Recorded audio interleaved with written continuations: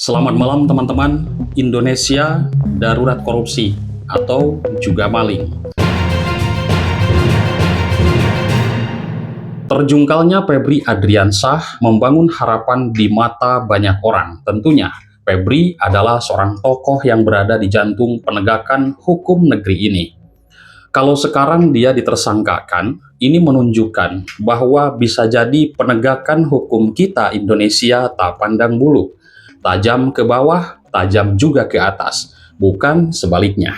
Ya, pujian pun saya melihat berdatangan kepada Pak Presiden Prabowo, aktivis anti korupsi, praktisi hukum, ya, lalu sampai kepada organisasi kepemudaan Islam terbesar di negeri ini.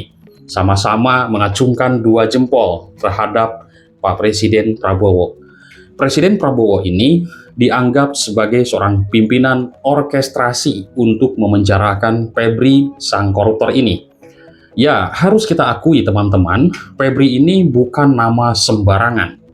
Beliau sebagai Jampitsus, dia adalah orang nomor satu di balik penanganan kasus-kasus korupsi besar di Republik ini. Ya, dia memegang sebuah kendali kasus-kasus kelas kakap di Kejaksaan Agung, dari Jiwasraya, Asabri, Garuda Indonesia, sampai BTS Kominfo. Tapi mungkin ini waktunya apes ya. Ya, kemarin pada tanggal 11 Juli lalu, Febri resmi jadi tersangka. Febri dijerat dugaan korupsi sekaligus pencucian uang.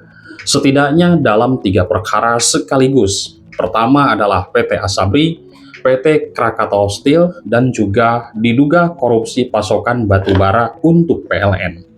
Di sini banyak orang menganggap pentersangkaan Febri merupakan bukti kesungguhan perang melawan korupsi. Begitu. Dan di sini bersamaan dengan itu, ini merupakan bukti sesungguhnya dan kesungguhan Pak Presiden Prabowo untuk menindaklanjuti menghabisi koruptor-koruptor yang ada di negeri ini. Saya menyimak Ketua Komisi 3 DPR RI Habibur Rahman juga menyatakan seluruh proses ini berjalan atas arahan langsung dari Pak Presiden. Presiden Prabowo, kata Habibur Rahman, menginginkan bahwa seluruh aparat penegak hukum di negeri ini tetap solid dan juga bekerja maksimal tanpa mencegal satu sama lainnya, begitu. Nah, Komisi 3 DPR RI, saya menyimak di sini bahkan langsung juga membentuk panitia kerja untuk mengawal penanganan perkara ini sampai tuntas, gak akar-akarnya. Koordinator Masyarakat Anti Korupsi Indonesia, Boyamin Saiman, juga sangat memuji terhadap Presiden Prabowo. Boyamin menganggap Presiden Prabowo telah mencegah berlangsungnya ketegangan antara polisi dan juga kejaksaan. Ia nampaknya percaya benar langkah berani polisi bisa terjadi karena dukungan daripada Presiden Prabowo Subianto. Tapi kalau perkara ini dibiarkan begitu berlarut-larut, ditangani polisi saja, teman-teman, yang muncul justru kesannya perseteruan dan juga persaingan antar lembaga. Akhirnya, ia menyebut langkah Pak Prabowo ini sangatlah luar biasa untuk mengendalikan jalannya perkara ini sebagai keputusan yang sangat elegan. Inilah tugas seorang pemimpin, seorang presiden harus memanajemen dan juga mengatur alur pemerintahan dan semua pembantu-pembantunya. Ya, Menteri, Jaksa Agung, dan juga Kapolri, menurut dari keterangan Boyamin. Ini luar biasa menarik ya, karena di sini, di sisi lain ya, dari sisi pengawasan kepolisian juga pujian luar biasa datang. Dengan nada yang lebih dramatis lagi. Ketua Indonesia Police Watch ya, Sugeng Teguh Santoso menyebut penetapan tersangka terhadap Febri sebagai pencapaian langka dalam sejarah penegakan hukum di Indonesia. Karena hampir 25 tahun masa pemerintahan belakangan ini belum ada seorang Jampitsus yang terkena kasus korupsi besar seperti ini. Ya, memang kita juga sebagai warga masyarakat sering melihat ya, belum ada seperti ini. Jadi katanya kasus ini adalah kasus high profile yang sepertinya mustahil juga bisa dilakukan, kata Sugeng dari Police Watch. Nah, dalam pandangannya mustahil penyidikan sampai sejauh ini bisa berjalan tanpa restu daripada Pak Presiden Prabowo. Karena itu IPW secara terbuka mengapresiasi langkah Pak Prabowo yang dinilai membuka jalan bagi Polri untuk bertindak cepat dan juga tegas. Pujian paling mendadak banyak sekali datang, bahkan dari pengacara kondang Hotman Paris Hutapea. Salam Indonesia, salam untuk Bapak Prabowo dari Singapura. Pertama-tama, Hotman Paris mengucapkan selamat atas ketegasan Bapak Presiden dalam kasus Jampitsus. Karena tidak mungkin operasi besar-besaran tersebut dilakukan oleh polisi tanpa ada restu dari Bapak Presiden. Dan akhirnya membuahkan hasil yang sangat besar. Bravo, bravo, hebat Bapak Prabowo. Hal ini tidak pernah dilakukan oleh presiden-presiden sebelumnya.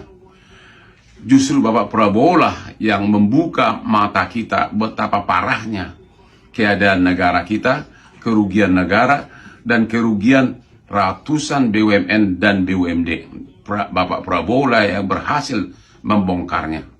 Memang selaku manusia pasti ada kekurangan, tapi jauh lebih besar manfaatnya dengan gaya kepemimpinan Bapak Prabowo ini dibandingkan dengan presiden-presiden sebelumnya. Sekali lagi, tanpa restu dari Bapak Presiden Prabowo, gak mungkin kepolisian melakukan penggebrekan atas harta dari Jampitsus di sampai ada 11 sampai 12 tempat. Ya, itu perlu ketegasan dan ternyata berhasil. Sekali lagi, Bapak Prabowo, panjang umur, mudah-mudahan negara ini makin makmur Bapak pimpin. Salam dari mantan pengacaramu Hotman Paris dari Singapura. Bravo kan seperti itu. Oke teman-teman, dukungan-dukungan ini juga mengalir dari kalangan ormas keagamaan dan juga Ketua Umum Pimpinan Pusat Pemuda Muhammadiyah Zulfikar Ahmad Tawalo di situ menyampaikan sangat apresiasi atas komitmen dan juga keberanian pemerintahan Prabowo memperkuat agenda pemberantasan korupsi. Ya, kepemimpinan yang memberikan ruang bagi aparat penegak hukum untuk bekerja secara objektif merupakan sebuah pesan kuat bahwa tidak boleh ada pihak yang kebal terhadap hukum di negeri ini menurutnya. Menurutnya sikap itu harus jadi dorongan bagi seluruh aparat penegak hukum agar bekerja secara profesional tanpa rasa takut maupun intervensi dari pihak manapun, teman-teman. Nah, lalu kalau misalkan di total daripada pujian-pujian untuk Pak Presiden Prabowo datang juga dari lintas kalangan yang jarang sekali kompak dalam satu isu. Di sini ada lembaga pemantau korupsi, pengacara top ya, pengacara kondang, top papan atas, organisasi kepemudaan Islam terbesar, sampai politikus dan kritikus politik. Di sini semuanya sepakat pada satu kesimpulan yang sama. Keputusan Pak Presiden Prabowo dalam mengorkestrasi masalah penanganan kasus ini adalah sebuah langkah yang berani, teman-teman, yang tidak pernah dilakukan oleh presiden-presiden yang sebelumnya begitu. Jadi dari akademisi juga di sini, akademisi anti korupsi, organisasi kepemudaan Islam, sama arahnya dukungan terhadap Pak Prabowo. Jadi Pak Prabowo ini dianggap berani membongkar borok di institusi penegak hukum itu sendiri, ya. Luar biasa. Bahkan ketika itu berarti menyeret nama-nama besar di lingkaran dekat kekuasaan hukum negeri ini. Dan justru karena dengan keberanian Pak Prabowo itulah celah-celah yang selama ini tertutup rapat kini ikut terbongkar ke permukaan publik jadi mengetahui. Sebab begini, tanpa dorongan dari Pak Prabowo ya, kasus sebesar ini nyaris mustahil teman-teman bisa disentuh sama sekali, nantinya akan tertutup lagi. Itulah yang membuat langkah Pak Prabowo dianggap begitu sangat istimewa sekali, begitu banyak kalangan yang mendukung. Tapi Karena memang kasus ini menyeret sebuah institusi hukum tertinggi negara, ya publik juga wajar ikut mengawal, ya kan, mengawal detail masalah teknis pelaksanaannya di lapangan. Bukan untuk meragukan presiden, ya justru untuk memastikan niat baik Pak Prabowo membongkar habis korupsi ini benar-benar dieksekusi tuntas sampai ke akar-akarnya oleh jajaran di bawahnya. Salah satu persoalan yang kini mulai disebut-sebut seolah adalah fakta, maksudnya bahwa pada akhirnya kasus ini kan dilimpahkan ke Kejaksaan Agung, bukan ke KPK lagi. IPW misalnya menyatakan akan lebih sempurna katanya ya kalau misalkan proses lanjutannya turut melibatkan KPK sebagai pihak ketiga, sehingga pembongkaran kasus ini tidak juga tersandra oleh cara kerja internal Kejaksaan Agung itu sendiri. Jadi ini tidak berarti berkurangnya dukungan pada Presiden Prabowo. Namun ada semacam keraguan soal kesungguhan jajaran teknis di bawahnya untuk menindaklanjuti perintah dari Pak Presiden. Pakar hukum pidana Universitas Brawijaya Aan Eko Widiarto juga di sini menyoroti detail daripada dasar hukum pelimpahan perkara di level operasional ini. Menurutnya, KUHP pelimpahan dari polisi ke jaksa idealnya dilakukan setelah berkas dinyatakan lengkap atau P21. Jadi, polisi seharusnya menyelidiki secara tuntas dulu kasus Febri baru diserahkan kepada kejaksaan. Aan nampaknya ingin di sini mengingatkan ironi yang terjadi. Febri sekarang diperiksa oleh sebuah institusi yang dulu dia pimpin itu sendiri, kan begitu. Jadi pelaksana tugas Jampitsus yang menggantikan sekarang ini adalah Rudi Margono ya. Ya, dialah yang sekarang memegang kendali terkait hal pemeriksaan terhadap Febri ini. Nah, Febri dan juga Rudi di sini kan sama-sama menjabat eselon 1 level bintang 3 di lingkungan yang sama. Disinilah publik berharap besar sekali pada pengawasan kasus ini ya, karena ini langsung perintah daripada Presiden agar semangat bersih yang sudah dia tunjukkan dan juga tidak melempem di tangan pelaksana teknis di lapangan begitu. Nah, ada satu kontras yang juga jadi sorotan publik teman-teman sampai saat ini. Jaksa Agung ST Burhanuddin belum mengeluarkan satupun pernyataan resmi soal kasus yang menjerat anak buahnya. Ya, di sini akhirnya Ketua IPW Sugeng Teguh Santoso bahkan sampai mendesaknya untuk lebih tegas lagi sampai-sampai menyerukan agar Presiden Prabowo langsung turun tangan untuk mengevaluasi posisinya. Jadi mari kita tarik teman-teman benang merahnya. Pak Prabowo sudah menunjukkan sesuatu yang menurut Hotman Paris ini tidak pernah dilakukan oleh presiden-presiden sebelumnya, yaitu keberanian untuk membongkar terkait korupsi di jantung institusi penegak hukum itu sendiri. Bahkan ketika itu ya berarti ini kan menjerat daripada pejabat-pejabat tinggi di kejaksaan teman-teman.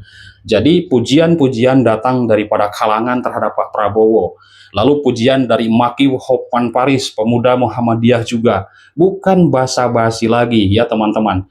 Itu pengakuan atas keberanian yang memang layak diapresiasi setinggi-tingginya terhadap Pak Presiden Prabowo. Yang tersisa sekarang hanyalah satu pekerjaan rumah atau PR, yaitu memastikan bahwa jajaran di bawah Presiden harus benar-benar menuntaskan apa yang sudah dia mulai sampai ke titik paling sensitif sekaligus. Kalau seorang pejabat kejaksaan diperiksa oleh kejaksaan tempat dia dulu berkuasa, akankah anak buahnya berani untuk itu? Ya kan, sejujur dan setegas presiden yang memerintahkan pengungkapan kasus ini, dan kalau Presiden Prabowo saja sudah berani membuka borok di jantung pemerintahan, di jantung penegakan hukum negeri ini, ya publik ini tinggal menunggu. Satu lagi, apakah jajaran di bawahnya berani nggak menuntaskan dengan keberanian yang sama seperti Pak Presiden Prabowo untuk menguak masalah ini?